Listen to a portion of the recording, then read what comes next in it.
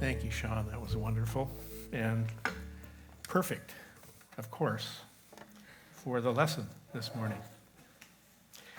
Good morning. Good morning. It's really good to be back with you again for all kinds of reasons. But one of them is that tomorrow it's going to snow again in Minnesota. So I'm very happy to be here for a few days and share with you, more of the consciousness of creating all that we can here at Unity. One weekend, a certain husband and wife went to a marriage enrichment seminar. And at the seminar, the leader of the seminar got together with the two of them at one point. There were several leaders, and this one got together with the husband and wife, John and Margaret, and said to them that it was really important that they understand and learn to know the things that their spouse really liked. And so they said, for example, John, what is Margaret's favorite flower? He leaned over to her and he said, it's Pillsbury, right?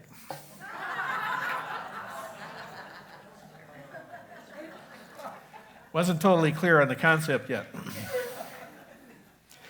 The story of Jonah, and I love this this picture up here. Thank you very much, Linda.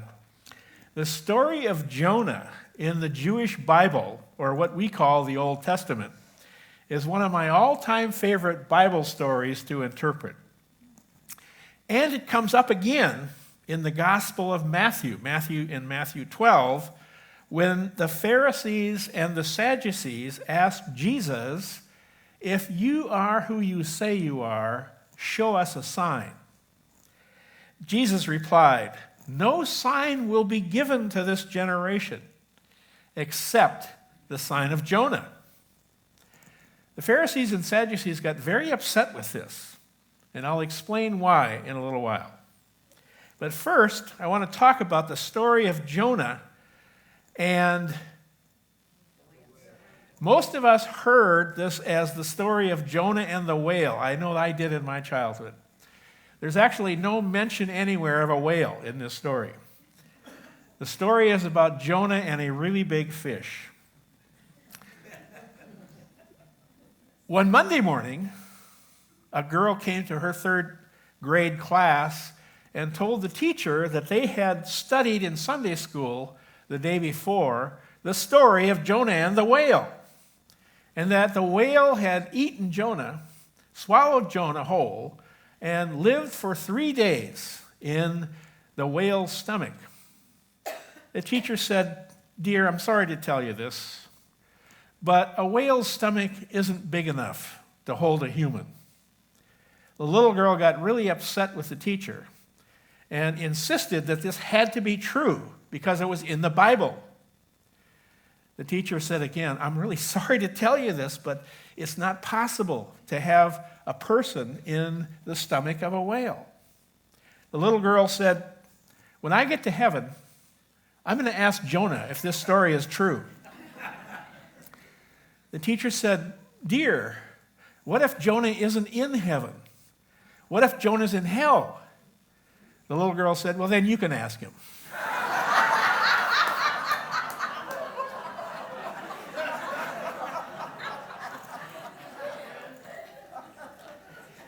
So first of all, this is not a literal story. If it was a literal story and Jonah was in the belly of a fish for 3 days, how did you know it was 3 days? What, do you have a calendar watch on with a luminous dial or something? No, it is not a literal story. It's a spiritual vision and a teaching story. So today we're going to look at its metaphysical or inner meaning in our lives. The first part of the story takes place at sea. Metaphysically, the sea represents divine mind, the realm, the source of all ideas. Fish in the sea represent ideas in divine mind. In this story, Jonah got swallowed by a big one. That is a big idea. In unity, we have lots of big ideas, don't we?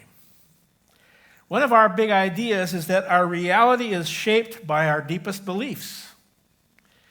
Another of our big ideas is that we are divine beings, one with all of Spirit's qualities of divine love, divine power of creation, divine wisdom, and divine aliveness. Another of our big ideas in unity is that we can all hear our guidance every single day. Another of our big ideas is that we are here to heal our sense of separation from our divinity. And we are also here to express all that we came here to be. Maybe you're just now tasting some of Unity's big ideas.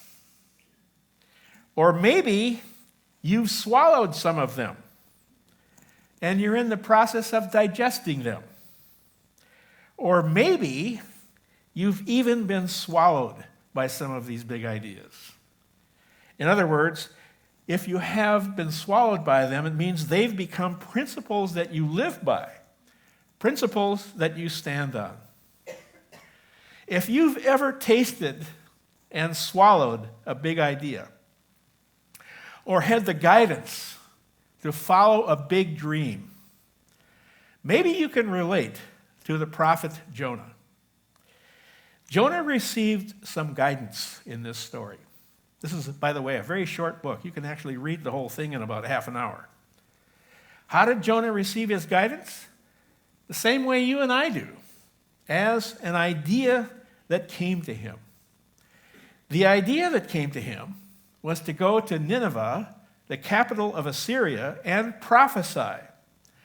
And by the way, the original meaning of the word prophet was not someone who could foretell the future. It was someone who speaks forth the truth of God.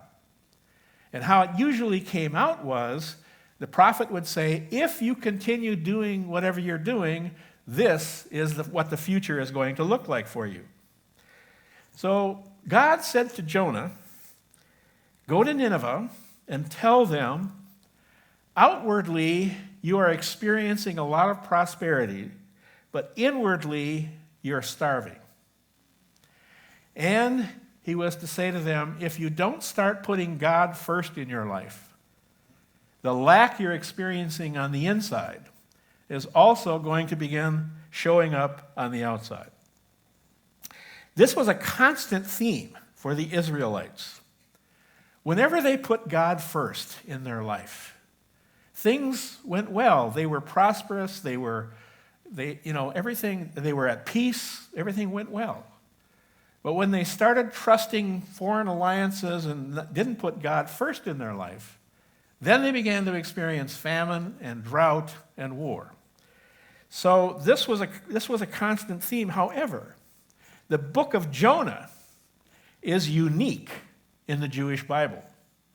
Why? Because it's not just about God loving the Jews. It's about God loving the Assyrians, and by extension, everyone equally. The point of the book of Jonah is that Spirit loves everyone on earth exactly the same. This, of course, was a huge idea. Wait a minute, it's still a huge idea, right? That's why the Pharisees and the Sadducees were so upset with Jesus when he said the only sign you're going to see is the sign of Jonah. Jesus actually was the sign of Jonah because he knew and taught and treated everyone as an equal. Men, women, lepers, Samaritans, it didn't matter. So the sign of Jonah was that God loves the Romans, the Samaritans, and everyone else exactly as much as you. When Jonah received his guidance, what did he do? Did he say, oh, goody, and say yes? No. He went as fast as he could in the opposite direction. Have you ever done that? Received guidance in answer to prayer, and then either paid no attention at all or did the opposite? I know I have. So, what big idea, what guidance have you received in your life? When I thought about this and getting ready for this lesson today, I thought, first of all, of my wife, Laura. About 10 years ago, when we were living in Key West, Laura got the guidance to go back to school and get her master's degree in counseling psychology and art therapy. By this time, we were both well into our 60s. And our mind told us this makes no sense whatsoever. But it felt like such guidance that we said yes to it anyway. And it has been such an amazing blessing in our lives. The fact that she was willing to do something that our logical mind said doesn't make any sense. And also when I thought of this idea, there was another story that came to my mind. This one was told by Mary Morrissey in one of her books. There was a woman in her congregation who was a former nun.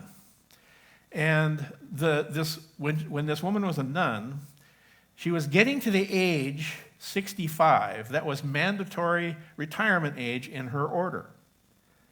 Now, this nun didn't feel like God was finished with her yet. And so she had the strong guidance to go back to school and become an MD. So that's what she did. And of course, the first thought she had was, do you know how old you'll be when you get through with medical school? And of course, fortunately, she was able to say back to that part of her mind, I'll be exactly the same age if I don't go to medical school. So she said yes to her guidance also at what we might think of as a late time in life, and it turned out to be the perfect thing. In the Bible story, Jonah boards a ship, bound for Tarshish, which is Spain. The word Tarshish literally means hard, rocky, and stony. Metaphysically, it represents what we might call a hard-headed state of consciousness, as in saying no to our guidance. It also represents the struggle and the efforting that results when we say no to our guidance. Have you been there? I know I've been there. The name Jonah in Hebrew means two different things. On the one hand, it means the meaning is dove-like and loving. And on the other hand, it means also violent and destructive. So Jonah represents two sides of our mind. Jonah represents our ego mind or our human mind on the one hand and our divine mind on the other. That is, on the one hand, Jonah represents our willingness to surrender to God, and on the other hand, our resistance to God, our fear of God. Jonah in this story isn't actually afraid that he's going to fail in Nineveh. He's afraid he's going to succeed. And I just think that's so like us. We think that we're afraid that surrendering to God is going to mean loss. But the real fear of our ego mind is how much success, how much ease, and how much fulfillment we'll have as we do. The mystics throughout the ages have said over and over, our biggest addiction is our addiction to suffering. So in the story, Jonah gets on the ship. It sails out of the harbor, and as soon as they get to open water, a huge storm comes up. And Jonah is below deck asleep. And while Jonah is asleep, the storm is raging so much that the crew thinks the ship is going to sink. The crew members cast lots to see who's responsible for this storm. And of course, the lot falls to Jonah. So they go down and wake him up and say, what have you done? Jonah says, okay, I admit it. I'm running away from God. That's what this is all about. So he says to the crew, if you throw me overboard, things will calm right down. Well, they resist this for a while, but then finally they don't know what else to do. So they throw Jonah into the sea, overboard. As soon as they do, the storm stops. Everything becomes calm. And of course, a big fish swallows Jonah right away, and he's in the belly of the fish for 3 days. And then the fish coughs him up onto dry land. What a great story, don't you think? So what does this all mean? The storm represents what life is like when we say no to God. Jonah being asleep in the first part of this, the meaning of that is he's asleep as to what his consciousness has to do with the results he's creating in his life. So the crew wake him up, and that just represents Jonah finally awakens to, look, I have something to do with this. When he says, throw me into the sea, that is Jonah surrendering to divine mind, surrendering to the sea, surrendering to his guidance, surrendering to the big idea. Of course, then he's swallowed by this big fish. Now, Jonah no longer has the big idea. The big idea has Jonah. He goes to Nineveh. He finally surrenders. He goes to Nineveh. He's wildly successful. People change all kinds of what they were doing and listen to him, and everything turns out wonderfully. That's what he's been afraid of. When I was looking at other stories about, people that have surrendered to big ideas, another one that came to me was something I had read in Unity magazine about a woman named Tama Keeves. Anybody ever hear of Tama Keeves? Yeah, she's been here? Tama Keeves has been here. Okay, so here's what she says in this article in Unity magazine. I hadn't listened to Spirit before. In fact, I had done everything I could to ignore the beckoning to be my real self.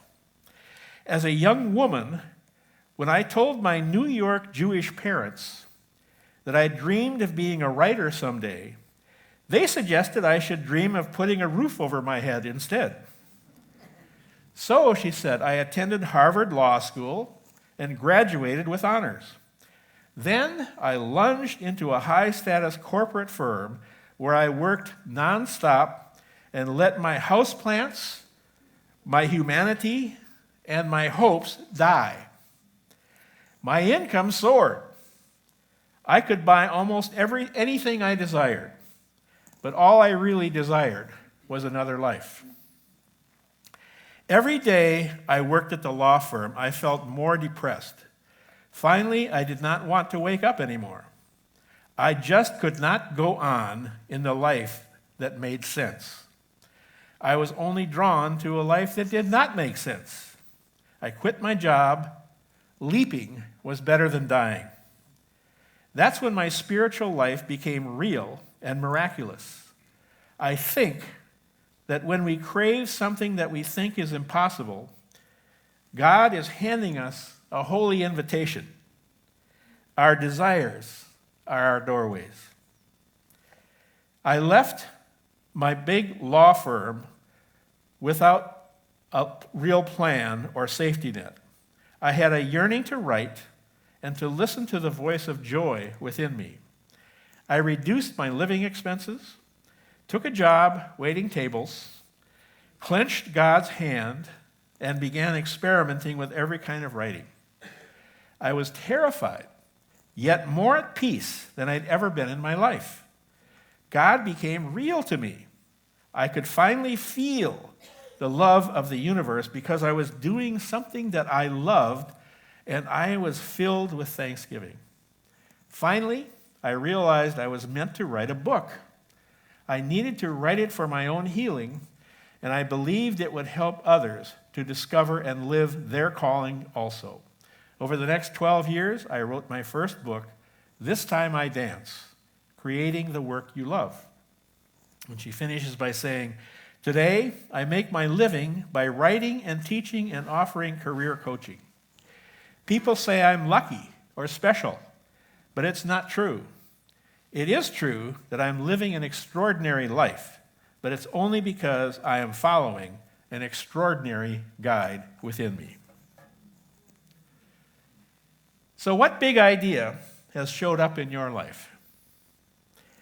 Maybe it's time to go past tasting and swallow it. Or maybe it's time to take the plunge and let the idea swallow you.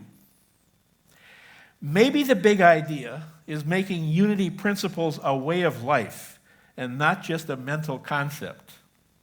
Or maybe the big idea is saying yes to your guidance, even if it's beyond your comfort zone, even if it seems to make no sense. Saying yes to God, yes to your guidance, is always the right choice. Spirit speaks to us through ideas that come to us and through desires to be and do all that we came here to be and do. So let this be your time to say yes to whatever big fish, whatever big idea has shown up in your life. Namaste. Thank you.